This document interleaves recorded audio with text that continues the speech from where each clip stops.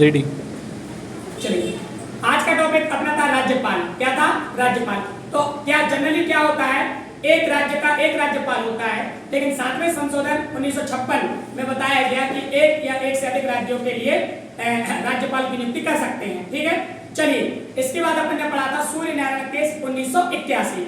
इसमें supreme court ने statement दिया था कि राज्यपाल के ऊपर जो राष्ट्रपति का प्रसाद पर्यंत का मामला है वो न्यायपूर्ण नहीं है। इसको अपन ऐसे देख सकते हैं कि जब बीपी सिंह की सरकार थी संयुक्त मोर्चा वाली 1989 में, तो इससे पहले कांग्रेस की सरकार ने गवर्नरों को नियुक्ति किया था, तो इन्हें हटा दिया था। इसके बाद 1991 में जब नरसिम्हा राव जी की सरकार आई कांग्रेस के सहयोग से, ठीक है, तो बीपी सिंह और चंद्रशेखर ने जितने गवर्नर नियुक्त किए थे 14 लगभग, उन सभी को हटा दिया। ठीक है, इसके बाद अपन ने पढ़ा है राज्यपाल में कि राज्यपाल राज्य लोक सेवा आयोग के अध्यक्ष और सदस्य, इसके बाद राज्य निर्वाचन आयोग के अध्यक्ष व सदस्य, महाधिवक्ता और राज्य के कुलपतियों की नियुक्ति कौन करता है? राज्यपाल करता है।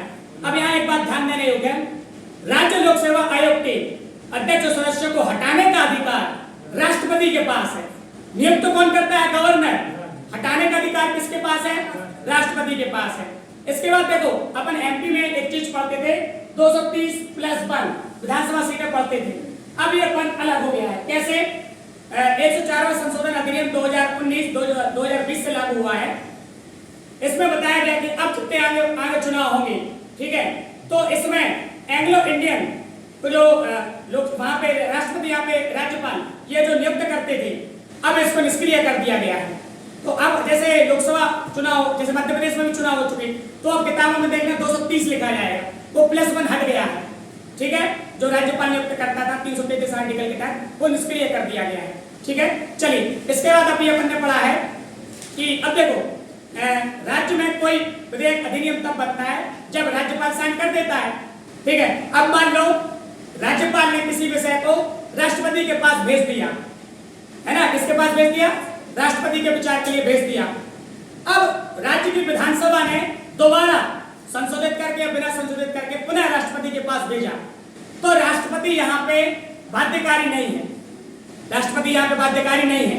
समझ गए ना कौन सी कंडीशन की बात हो रही है?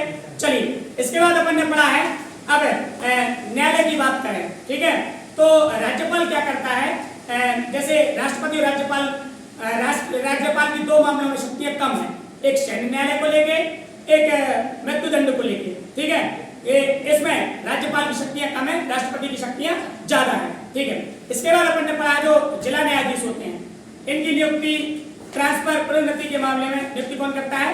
साइन गवर्नर करता है। कौन करता है? गवर्नर करता है।